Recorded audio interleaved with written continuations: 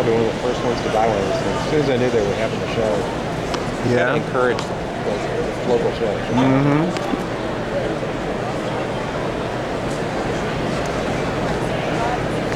I asked the folks when I got up in that seat and you got it, I was asking them whether they were going to clear the auditorium between the two tickets.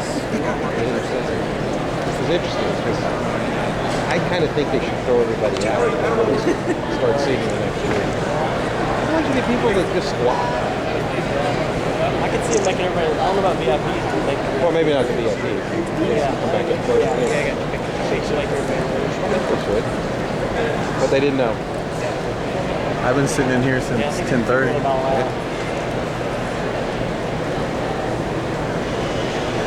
Good afternoon, everybody, and thanks for coming to the amazing Houston Comic-Con.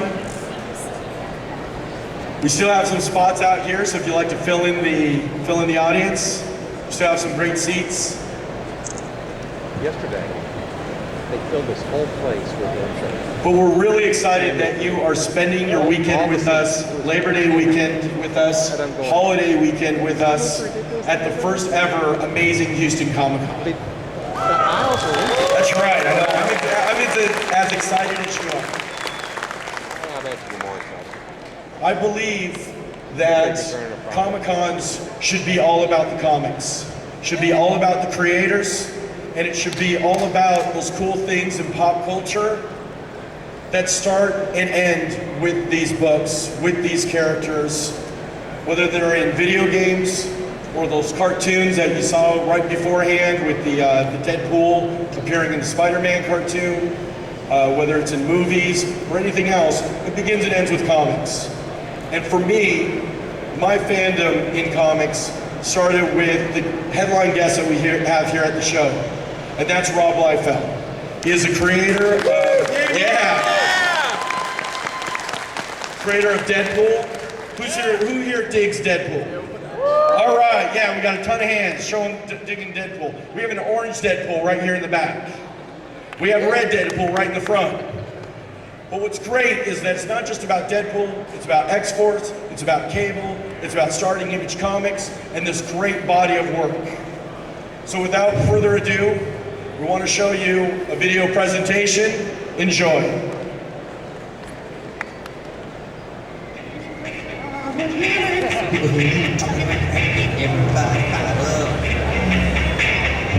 My shit, it's my shit. I say I hate so bananas. Hey, yes.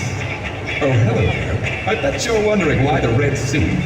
Well, that's so bad guys can't see me bleed. Hey! Let's hope these guys are wearing their brown pants.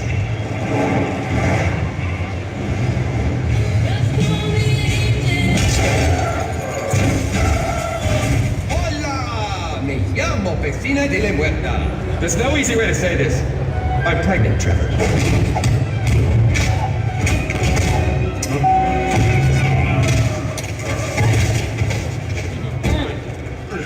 Rich Caribbean letter. Scusi, por favor. Damn! I wish I was...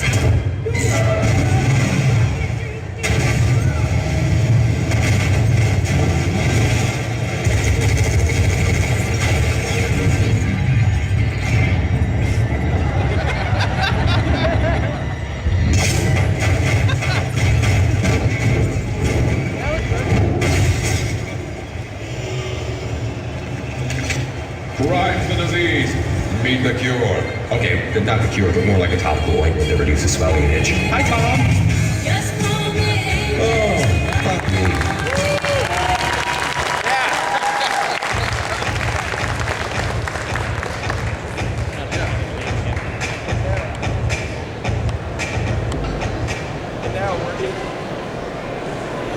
And now we're introducing our special guest, Rob Liefeld. Thanks for coming and spending your weekend with us, Rob. Okay, is this working? Yeah. Okay, fantastic. Okay, how great is that footage? How great is that?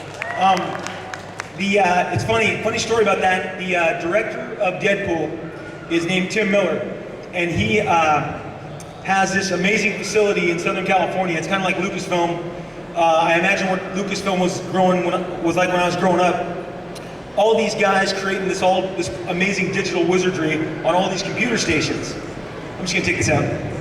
And when I came to visit that day, all the computer stations, like 6 rows of tables, 10 computers each, all had these freeway renderings and this truck flipping. And I'm like, what's that? He goes, oh, I'll tell you later. Because Tim had called me when he got the gig and said, hey, I want to introduce myself to the creator of Deadpool. I want you, to know what we're doing. I want you involved. I want your blessing. I'm like, dude, you're fantastic. I'm a big fan of your work. A lot of the trailers for the video games, a lot of DC games actually, Batman, Arkham Asylum, Tim has directed and created those. A bunch of Star Wars trailers and video game stuff as well. He's ridiculously talented. But so at the end of the day, we sit down, he shows me storyboards, he shows me everything that's going on, and then he goes, we walk outside and he goes, oh, that's Ryan Reynolds pulling up. You want to see us shoot this? And I was like, what? I'm like, oh my gosh, you're shooting this? And the fantastic thing is, as I think they've shown online, Ryan was head to toe, in one of those green screen costumes, and they shot all of that. I mean, he's sitting on a chair against a green screen, and then all that action is against guys with broomsticks. And I mean, it's just amazing the level of wizardry they put into that. But people ask me all the time about the Deadpool movie. I say, give it time. There's no one who is less patient than me. And if I can wait, you can wait. It sucks waiting. It sucks. But I think this summer with X-Men Days of Future Past, you saw it's the most successful X-Men movie they've ever done. The last X-Men movie made like $400 million worldwide. This one made $750 million. I think the fans voted and they said Fox is going in the right direction. When you see Cable and when you see Deadpool, they want to do it right. They understand. And so let's give it some time. But when that footage leaked, I got home from San Diego after seeing all these terrific panels and watching the Avengers trailer. And I'm about to go to bed, and the guy who wrote Deadpool, the screenwriter, says, Rob, the footage is online. The footage is online. And I'm like, oh, I don't want to be that guy. That guy's going to jail. But I will watch that, and I will also record that. Or as I said, hey kids, record this. So Dad didn't do the dirty work. And my kids are very tech savvy, so they recorded it for me. But and then I was at Fox a couple weeks ago, and they're like, oh, no. We have forensic detectives. We will find who leaked that, and they're going down. And I'm like, I'm so glad it's not me. And in some world, I keep thinking someone's gonna reroute the IP to me, and I'm gonna go to jail for it. But I had nothing to do with it. So anyway, let me tell you, I have a lot of young fans, new fans all the time. I've enjoyed a 27-year career. I'm gonna give you a quick retrospect. Little Robbie Liefeld grew up, his dad was a pastor, and he Baptist minister, and I would draw in the hymnals because those sermons just bored the crap out of me. I got into comics after there were no further adventures of Samson and David and all the Bible heroes. Because I was like, Samson's awesome, he just killed like 500 men, and oh crap, he died. And I'm like, Superman never dies, Batman never dies, Spider-Man, what's up with these heroes dying? So the Bible and the violence of the Bible led me to be a violent comic book artist. And my dad was, my mom was always very scared of me drawing comics, but my dad was like, that's cool, son, keep it up. And really had no plans for life. I wasn't good at math, and every other subject bored me. And from drawing in hymnals, I drew on my English test, and my parents had to go meet with my English teacher that said, you need to tell Rob to stop drawing on his tests all the time. And I'm like, Mom and Dad, I'm practicing for my job. When I graduate, I'm out of here. And so I graduated in 1985, and I got my first comics gig. I graduated when I was 17 years old, so I was a young kid, and turned 18 October 3rd, 1985, and went down to a comic convention, actually, February 8, 1987, met with editor Mark Grunwald, who's since passed away at Marvel Comics, and he gave me my first job. And I started drawing for Marvel and DC Comics at an early age, and I had no idea, but my editor said, Rob, we get a lot of mail on your work. People like it. So we're gonna, keep giving you better jobs. I'm like, that's what an 18, 19-year-old wants to hear. And then one day when I was drawing at DC Comics, the editor of the X-Men called me. And he said, hey Rob, this is Bob Harris. And I said, the Bob Harris? And he said, yeah, that Bob Harris. And we want you to come draw for the X-Men. And I'm like, are you flipping kidding me? Because you gotta go back in time. The Avengers, Batman, they weren't the show. The X-Men was the show when I was a kid. Everybody wants to draw Wolverine. And so I started doing some jobs in the X office, and then they said, hey, would you want to take over X Factor? It's the original X-Men. And I'm like, I know, and I'm not taking that job, because I will not do it better than anybody who's come before. And I'm too young, I'm too, I just didn't feel like I was up to it. So, well, they said, we're about to cancel this comic called New Mutants. It is the ugly stepchild of the X-Men line. It went X-Men, X Factor, Wolverine, New Mutants. And they said, you can do whatever you want. And I said, whatever I want? And they're like, you can do whatever you want. And I'm like, awesome. And I was even more hyperactive back then. So I was like, I'm gonna attack this book. So the first thing they told me I could do was give them a new teacher. Because pre the Rob Liefeld New Mutants, they were like all dressed in 80s, like one character looked like Madonna from 1983 and another one looked like Billy Idol from 1983. And there was actually a talking bird on the team. And I was like, this isn't happening. People don't like this. But can I create like a commando, like teacher with a robot arm who's from the future? And they're like, sure, go. And so that's why my second issue, you got Cable. Cable came around. And what happened was New Mutants went from being the lowest selling to one of the highest selling books. So they said, hey Rob, we really like all your ideas. We would like for you to take over writing the book. And I'm like, oh my gosh, this is awesome. Like, I mean, I'm literally living the dream. I was like, this is killer. At that point, I'm 22 years old. And lately I meet 22-year-olds because you don't know what 22 looks like when you're 22. But when you're 46, you look at 22 and you go, what? You were that young? So I go, wow, that kid was crazy. But with my first job, I said, I gotta impress people. Like, I'm gonna be writing this book, so I had a couple characters in my notebook that I was gonna put in the first issue so that people would dig the book even more, because Cable had been around about a year, and I was like, I'm gonna inject new life in this book. So that's why on the cover of New Mutants 98, I always look at it and I go, 2 out of 3 ain't bad. 2 out of 3 ain't bad. You got Deadpool, you got Domino, and you got old sad Gideon with his green ponytail, who just didn't take with the fans the way the other two did.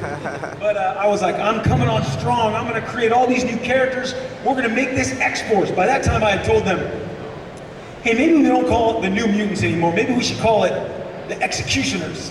And they're like, that's too violent. I go, okay, well, what about X-Force?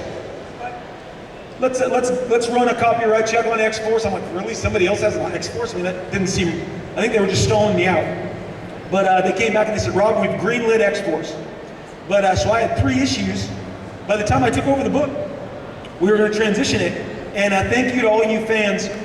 One of the unsung achievements, probably the thing I'm most proud of in my entire career, is the last issue of New Mutants 100, which also kind of rounded out the team, introduced Shatterstar and Feral and Warpath. That sold 1 million copies with no gimmicks. It went back to press 5 times because you guys just dug it so much. And I kept getting the calls. Rob, we're doing a silver version of the cover. Rob, we're doing a gold version. Rob, we're doing a platinum version. Rob, I'm like, we're gonna run out of ink. So that set the stage for X-Force. And X-Force went on to sell a record 5 million copies, even though I knew Jim Lee was coming 2 months later to permanently put me at the number 2 spot. But it's good. And only Jimmy J can bring Rob Liefeld and Jim Lee to Houston. When you see him, the guy who puts on the Amazing Houston Con, I haven't been to Houston in years, and Jim Lee hasn't been in Houston in years, but Jimmy J, he means what he says. He loves comics, and he loves the comics he grew up with, and he remembers those times as special. And they were special for us too. But X-Force went on, and about 5 issues into X-Force, they called and said, Rob, you know that X-Men line of toys we just put out? I said, yeah, I have them all right here, I'm opening them. And he said, the second line is all your characters. And honestly, that's when I was like, whoa, something's going on. Because there's 30 years of X-Men characters that I wanted to collect as action figures, but now you're jumping ahead and making Cable and Shatterstar and Deadpool. And that's when I said, maybe I should own more of this than I do. Marvel was very generous, it was a good deal. Todd McFarlane used to call me all the time and say, Bud, why are you making us look bad? You keep giving them all the characters. And I said, I got notebooks worth of characters, Todd. He's like, Bud. And I said, Todd, the fine print says we get like 5%. 5% of something's better than, 100% of nothing, right? Oh, Bud, you're giving them too much. 27 years later, no, I guess what, 23 years later, I'm so happy that I put Deadpool in X-Force, because, again, I wanted to create the next Wolverine. I told my editors, I'm going to create the next Wolverine. And I kind of think that happened as I'm looking out and seeing a bunch of Deadpool all over the floor. And I don't say that from a boastful place, but those of you who write and draw stories, if you get a chance to see something of yours take flight and eventually see it move on screen, I mean, it's going to tickle you. It is going to make you laugh and smile, and it's just a great feeling. It's not a boastful feeling. It's just like, oh my gosh, I hit the jackpot. Like, this is fantastic. So anyway, as you know, Todd, Jim Lee, and myself, we were all buddies, and we went on to create Image Comics, which meant we could control our own destinies and create our own crazy problems. And that created the next several years of my career. And between all the stuff that I created at Image and Extreme and the stuff I created at Marvel, I mean, I feel like I've had just a fantastic career. And the fact that, they keep making Cable, there's a new Cable action figure coming out. There's rumors Cable's going to be in the next X-Men movie. They've got the Deadpool movie. I've read a script for X-Force that's on the docket. I think this stuff's going to be around for a long, long time. And I used to tell my wife, I said, no.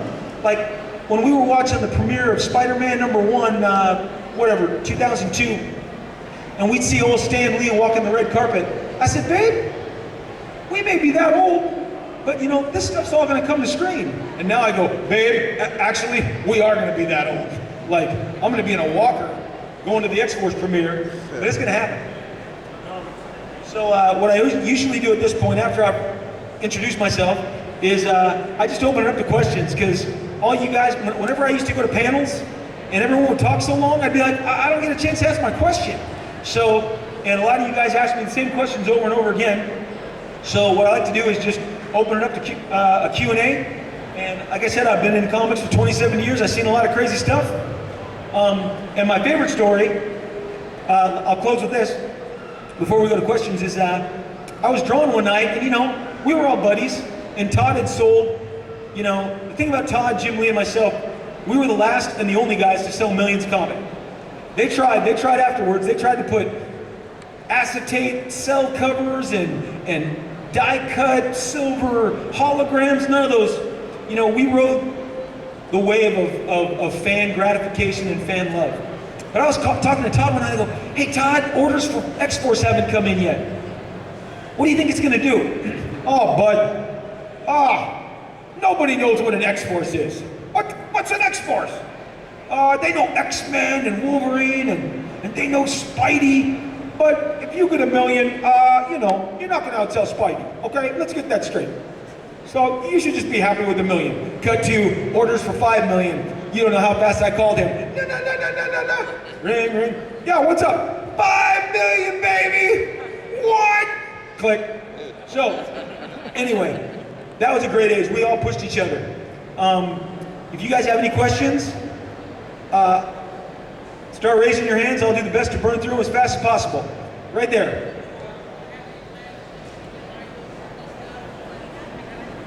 Need a mic in here.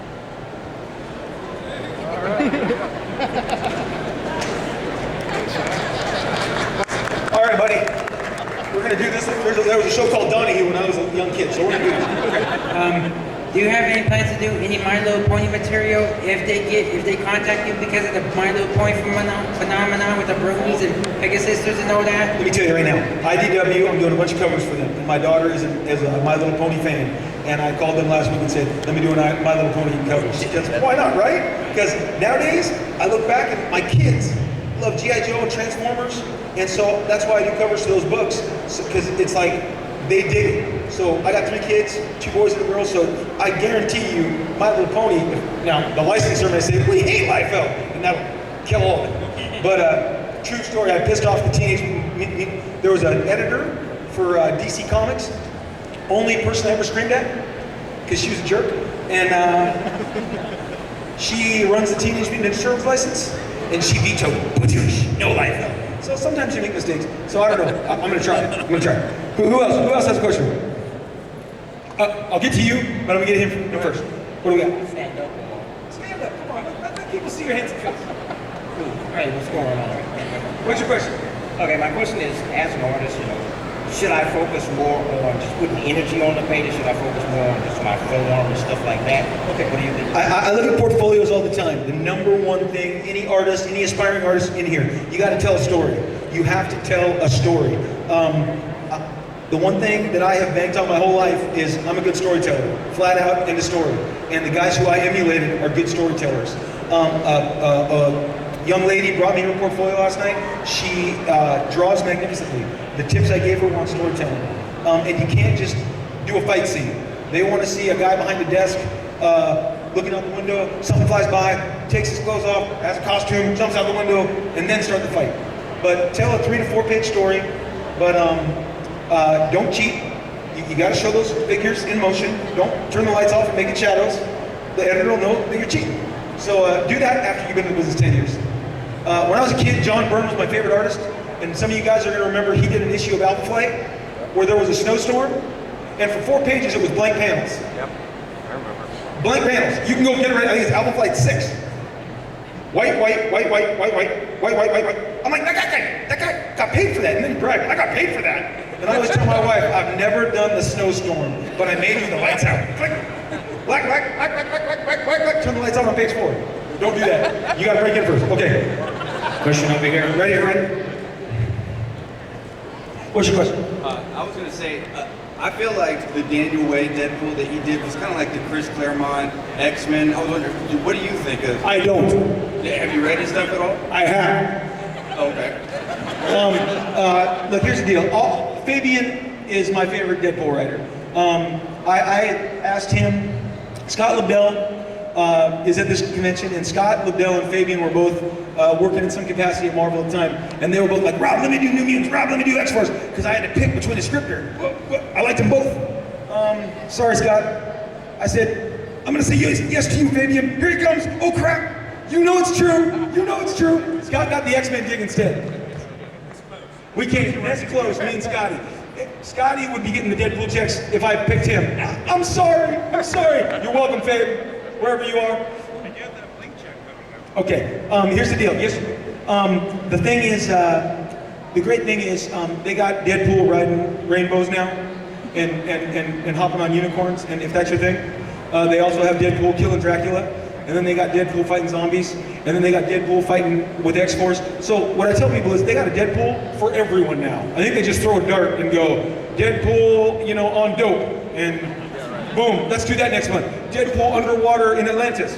I mean, he's a great character because he fits all things, and kids love him, and adults love him. I get people who go, he's not as violent and serious as I want him to be. But I think that Deadpool X-Force that they just came out is more like that. But I mean, I know people, I don't want to take away. Daniel Way has great fans. I like the Gary Dugan stuff myself, but Fabian's my favorite. So. No, I dig it too. All right, you're here. What's up? One question I've always had is, like, in the early stuff, you and Fabian said Deadpool, his voice sounded like gravel. Yeah. What does he sound like in your head? Well, now he sounds like Ryan Reynolds. I mean, you can't unhear that. You can't unhear that. So, things change, right? If they hired Vin Diesel to be Deadpool, he'd sound like Vin Diesel now. And there's another guy who does all the voices for the video games, right? No. So, I mean, they've given him a high-pitched voice, and I don't think they're going back from that. So, things change. Who else? Back here. All right. What's up, buddy? Do you think an artist should go to college? Well, most of the artists I know did not go to college. So my answer to you would be no. But if you wanted to go to college, as a parent, I have children, they are going to go to college. I'm going to be like my dad or my mom. You need to go to school, Robbie. But I didn't, and I bought her a house. So It couldn't hurt, but you don't have to. What's up, buddy? How did you come to work with Alan Moore on Supreme, and what was it like working with him? Alan Moore, as you know, is a worldwide phenomenon, and at the time I was running Extreme Studios. It was very strange. He called us up and said, "I quite like that." Oh, he talks like a freak. I have 3 hours I taped of him talking to me that someday I'll release. We actually start giggling like little girls because he had just seen Pulp Fiction, and he was totally into Quentin Tarantino. And so we were talking, but Alan's going, "I did British voice all this. I wouldn't do that." I'll just translate. He said, "Rob, I like Supreme. I like that kind of Superman character you have." He said, "You should let me do him." And I was like, "Yeah, done." So then he's like, "And you've got this Teen Titans, Youngblood." And I'm like, "Yeah, they're more like the Avengers." "No, they're not." And I'm like, "Okay, I'm gonna do like Teen Titans." I said, "Okay." If Alan Moore walks into your house and says he wants to, write down the grocery list, you let him. He worked for me for like 3.5 years. And I'll tell you a funny story. There's a Supreme book out right now that you can buy right out there by another genius British writer named Warren Ellis. And he was talking to the editor-in-chief of Image Comics, Eric Stevenson, who ran Extreme Studios with me. And about 6 months ago, Eric said, "Yeah, because people hold that Alan Moore run of Supreme just in such high esteem. Like, no one can ever follow it." And Warren said, "Oh, screw that, I'll follow it. Let me do it." And I said, "That's how it went down?" He goes, "Exactly. Warren wants to write a better arc than Alan Moore, so go British competition. Supreme keeps benefiting from it. Maybe next Grant Morrison will call and he'll go, hand. I can't understand a damn thing he said. He pulled me apart at a party in San Diego. He said, "I roll my nation," and I'm like, "What the hell are you saying to me?" I don't know how he talks crazy. He needs a translator, and I love you, Grant, but it's true. Deadpool, what's your question? You want me to say that first? Yeah, go ahead. Come on, let everyone see your pretty costume. There you go. All right. How do you come up with your characters? I always start with a name. A kid asked me earlier, I came out, there's a Clint Eastwood movie called The Deadpool. It was the last Clint Eastwood movie. And I know exactly what row I sat in at the Fullerton AMC in Southern California with my buddy at the 10 o'clock show, and I go, "The Deadpool," it's 2 words in the movie. I said, "That's a cool name." Went home, wrote down Deadpool as 1 word, drew that costume up, and said, file it away. My parents back in the 80s, Ford made a car called the Cougar. And I said, "I'm gonna come up with a character called the Cougar." And he was in Youngblood. And it's stuff like that. Dominoes, I used to hold dominoes and go, "I love how it's black and white and the black dot on the white and the white, okay, all right." And then I came up with a girl who was all black and white and called her Domino. So it always starts with a name and then I build it out from there. So there's always new names, new slang books. There's going to be some comic book called Selfie. I know there's some awful television show coming up called Selfie, and that'll get canceled. So there's still an opportunity for a comic character called Selfie, or something like that. Or my kids always, the worst name ever. My kids put on their Instagram, "Hanging with the Bays." My blood boils. BAE. There's going to be some stupid character named Bay in 5 months. Anybody got a question? Raphael, you're Raphael, right? You told me that earlier when I asked you which turtle you were? All right. What's your least favorite depiction of Deadpool? Man, that's a good question. The question was, what's my least favorite depiction of Deadpool? I'm not going to do that. I love them all. Come on, it'd be me. I love them all. All right. So anybody else got a question? I'm going to come over here. Trying to go as fast as I can. I got flip-flops. Come on. No, I'm good. Was it you? Who were Sorry saying for the glare off my head. Oh, now, what is this? Tell me. What is this?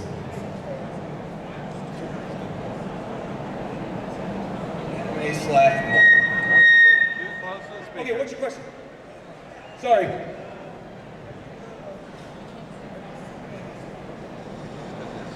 Are you kidding me? Okay, the question is, have I seen any of the Deadpool video games? I have 2 sons.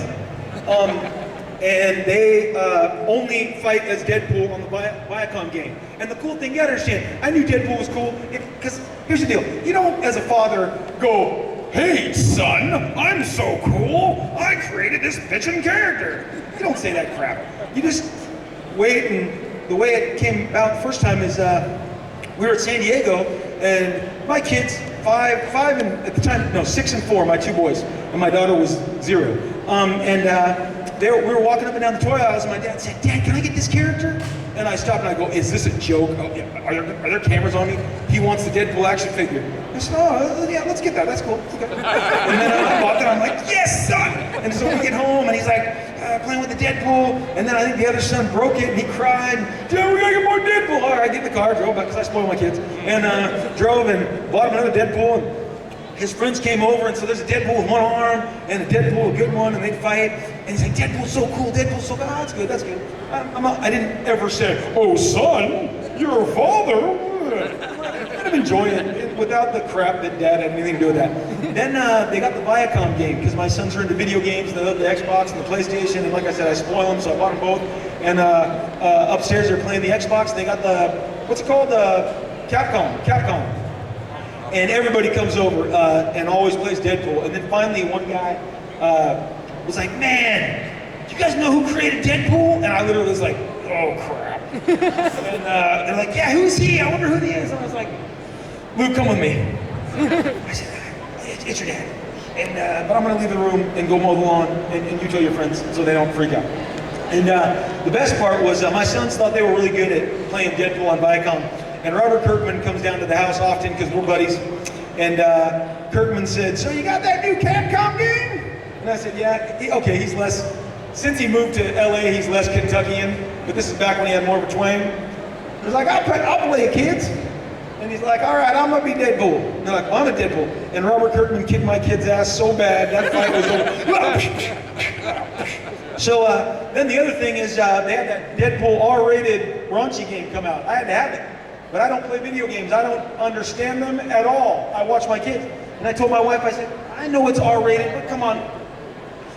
Go to the GameStop, walk up, it's 5 o'clock, we've had dinner. Can I have the Deadpool game? The guy goes, sir, I need to warn you. I see you have young children. This game, we've had it returned all day long from angry mothers. This game is very raunchy.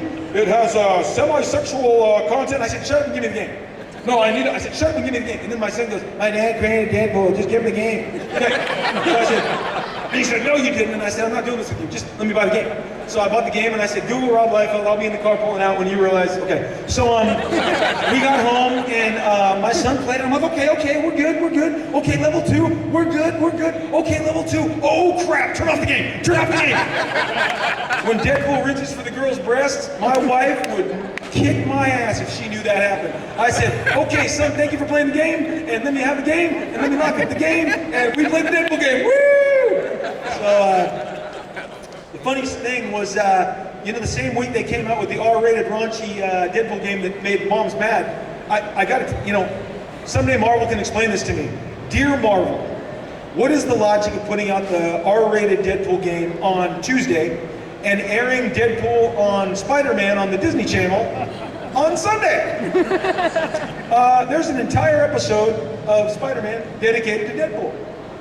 So that they can get excited and run in and have GameStop say, stop! You may not buy. Oh, that was a drag. So there's the video game question. Sorry I took too long answering that. Anybody else got questions? All right, Captain America, I'm coming to you. Yes. Bonus points if it's not a Deadpool question. It's not a Deadpool question.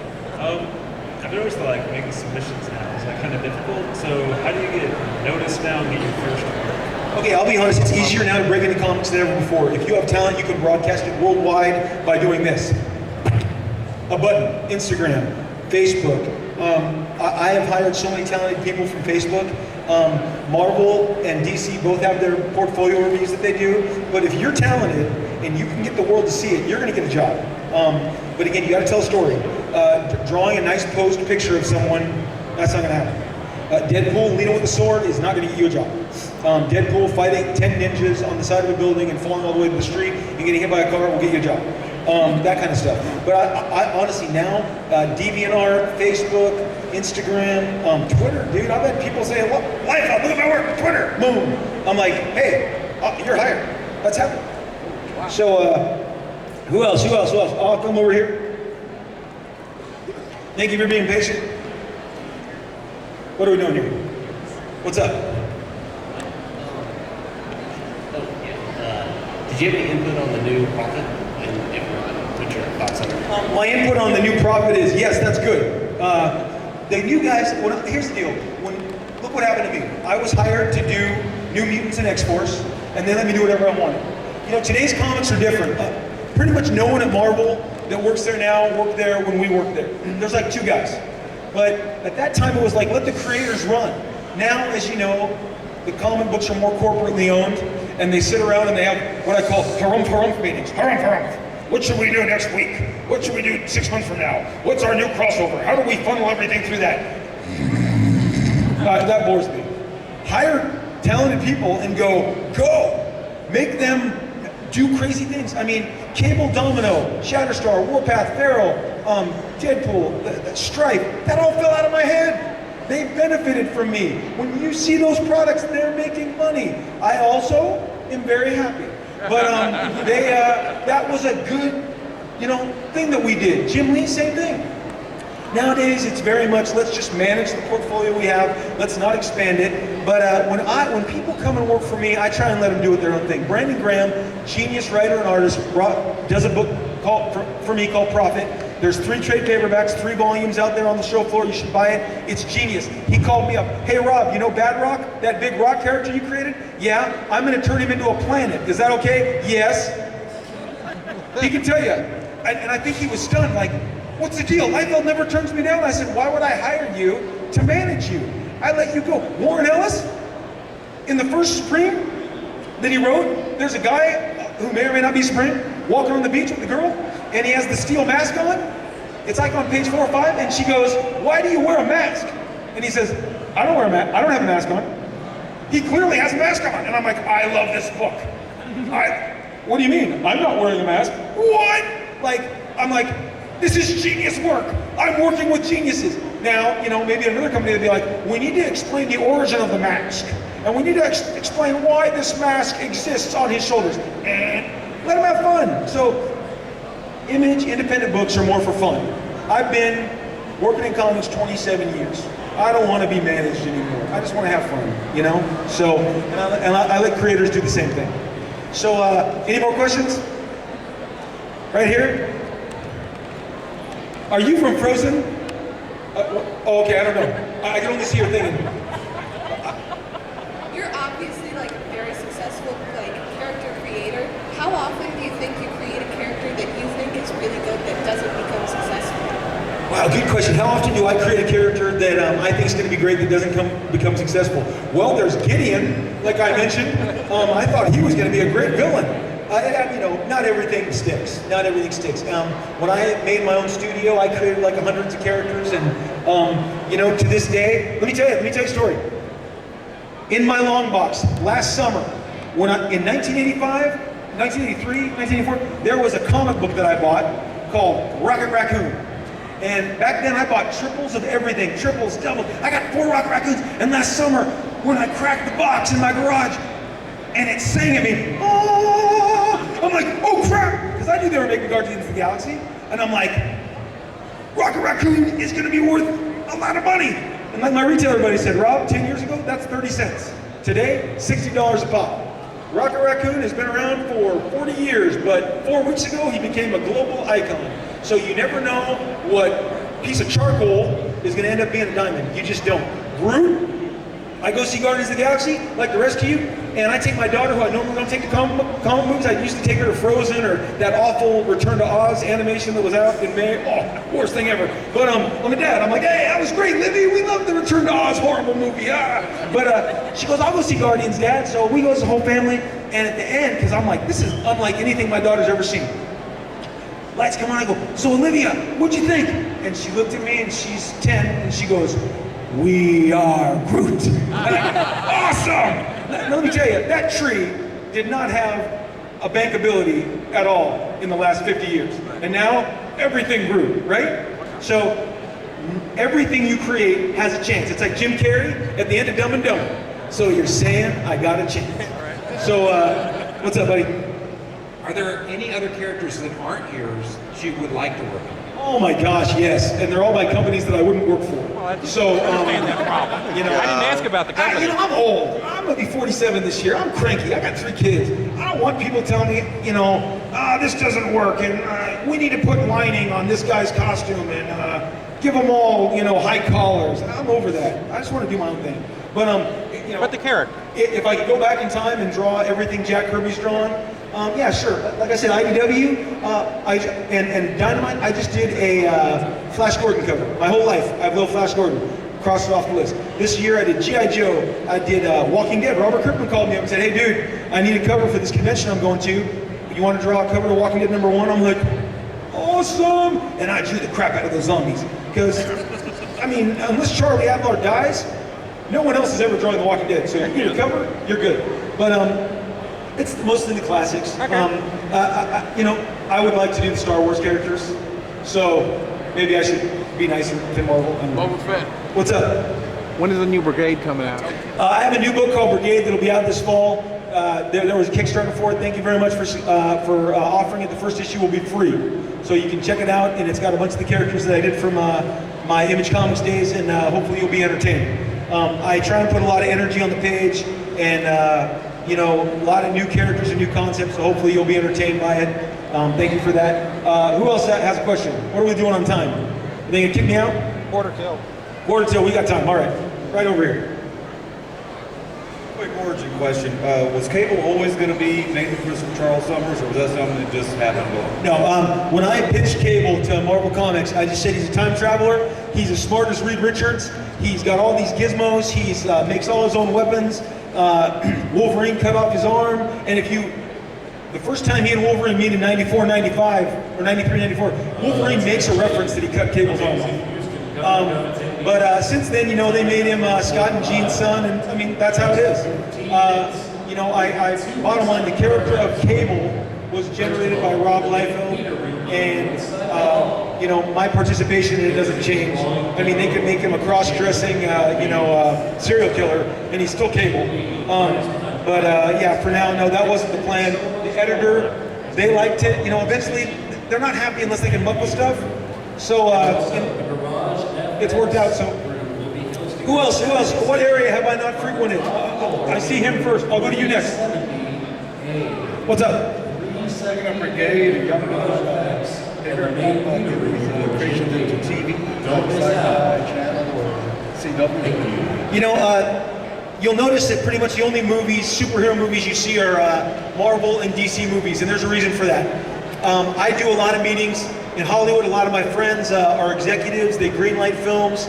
I've been writing a couple screenplays that are very, very close to being moving forward. They're not superhero movies or science fiction, because I spent the last couple years, and I would go to these meetings, and I mean, again, they greet me. Nowadays, the guys who are in the studios are 32 years old, which means they were, you know, when I was 24, they were 10 or 11. And when I walk into the meetings now, they have the X-Force Omnibus, they got the Youngblood Hardcover. It's like, oh, I'm such a fan, please sign this, oh, it's so exciting to meet you. And we sit, and they're enthusiastic, we want to do something together. And then I talk to them about superheroes, and they're like, oh, only Marvel does good comic book movies. And the flip of that is, somebody will call me up about Prophet. Hey, we like this Prophet comic you're doing from Image Comics. Does it have any ties to Marvel? And you go, no. It's not even something you get angry about. There's only 6 studios now. There used to be 10 or 6. And Disney doesn't need any superhero movies. They got Marvel forever. And Warner Brothers doesn't need any superhero movies. And Fox has Fantastic Four and all the X-Men. They don't need superhero movies. Sony has Spider-Man, which they shouldn't, but they do. And I mean, they're gonna make Black Cat movies, I guess. But they don't think they need superhero movies. There's a reason there's not a Cyberforce movie, a Spawn movie, you know, a Dragon movie. These studios are scared. They believe truly that the only people that make good superhero movies are Marvel. And Marvel works because they take risks. We all know that. Groot, Rocket Raccoon, It works. You know, people are so dull by the same old, same old. But honestly, that question was about movies and TV and my characters, and I don't even pursue it. Even television, you know, now that, I gotta be honest, I'm not looking forward to this fall. I know all you guys want to see bad versions of your TV characters or your characters on TV with cheap effects. That's not me. I don't look forward to that stuff at all. Arrow works because he's like Daredevil, no superpowers, and it's good. But the more superpowers you add to television, I just go, oh, that looks bad. And my sons, they go, Dad, that's bad CGI. And I go, you know CGI? Like, they get smart. Kids, they're smarter than us already. And even they know when things look like crap. And I think Walking Dead is such a success because it's grounded, it's in the real world, and zombies look cool, and you can do them fantastically. But I'm actually not out there pushing that stuff because, like I said, I've taken a temperature. Now maybe the Cyberforce movie is going to be announced on Monday, and no one will cheer louder, harder, and jump higher than me, because that would mean that they change their mindset. And the fact that Warner Brothers does one movie to every like 10 Marvel movies does not put confidence in the other studios, because they think if they can't get it right, what luck do we have? Because I always call it Universal, Lionsgate, and Paramount, who don't have superhero movies. But Paramount just says, we have Transformers, Turtles, and G.I. Joe. So they think they have superhero movies. So like I said, it's not even something I pursue. Now, Deadpool X-Force get made? I don't know if you guys remember. I mean, Stan Lee sold like 10 things that you're never going to see, but when his name got hot, he sold something like the Cheetah Girl like 5 years ago. And I'm like, the Cheetah Girl? But that's just like somebody said, oh, it's Stan Lee, it's hot, it's hot. But, you know, Deadpool gets made, X-Force gets made, maybe there'll be an opportunity for that, but it's not something I'm pursuing. Any more questions? Oh yeah, I said I'd come to you. Wait, there's a guy over here. This guy, all right. You're a nice guy, I saw you earlier. How you doing? You look like a Viking. You look like a Viking, you need an axe. All right. My question is, when you created Deadpool, do you think he's a smartass because you were a young fellow when you made it? And if you made him now, would he still be a smartass? Oh yeah, no. Okay, here's people ask me this all the time, and for the kids in the audience, here is the story behind Deadpool. I tell this at every convention. Okay, I'm gonna sit down over here. Here's the deal. Again, I mentioned Todd McFarlane. I hope this doesn't collapse. That'd be funny. Todd McFarlane would call me up, and he would say, Bud, because the first time I ever met Todd, he was already in the business for 5 years, and he'd say, you're trying to get the arms right, and you're worried about your poses, and I'm putting more details in the background because I've already mastered that. He was you would call him a shit talker or a taunter. If Todd was a quarterback or a linebacker, holy crap, the crap we would hear if he was mic'd up.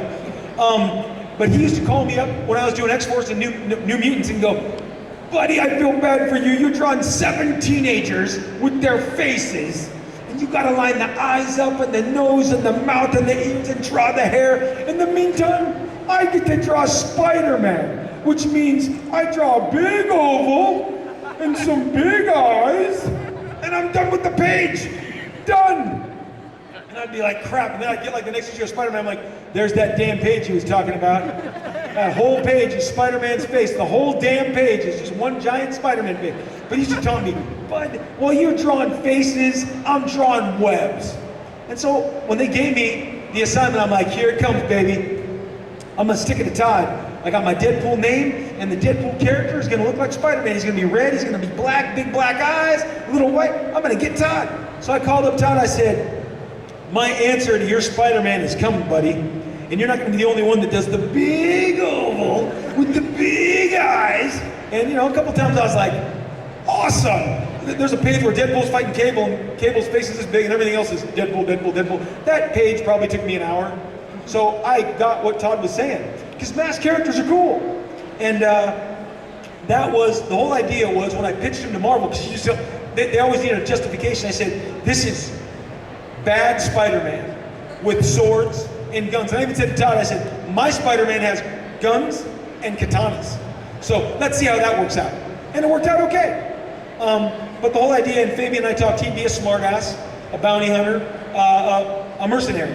And so that's worked out. Thank God he's not the son of Gene and Scott somewhere in the future. And I told him, the other thing, they needed a backstory, and I was affected by movies. some of you may have seen a movie with Arnold Schwarzenegger and Danny DeVito, and it's called Twins. And I love, in the third act of the movie, they're finally together and they're meeting the doctor that put them together. And they say, well, you're all the good stuff, and he was all the bad stuff. And, you know, Schwarzenegger goes, he's all the bad stuff. But I said to Marvel, I said, hey, you always call Wolverine Weapon X, Weapon X, Weapon X. That means 10, right? Yeah, huh?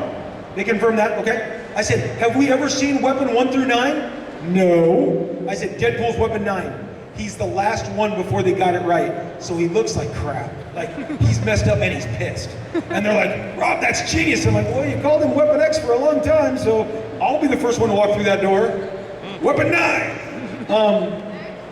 I'll spoil, if they ever do make the Deadpool movie, something you don't know, one of the main catalysts, that X-Force number 2 that you guys all get me to sign, will skyrocket in price, even though there's a million of them. Because the main catalyst, the main bad guy or opponent to Deadpool in the movie is Kane, who is the new Weapon X in X-Force. And I'm telling you, it's fantastic. Just like in X-Force 2, when his hand flies off and grabs Deadpool, his hand flies off, he's full-on cybernetic, guns coming out. It's the Deadpool screenplay is fantastic. You will laugh, and the action is fantastic. And a lot of X characters in it. That's just one of many that I'll spoil that one. Okay, I think how many questions? I got 3 questions left. Anybody?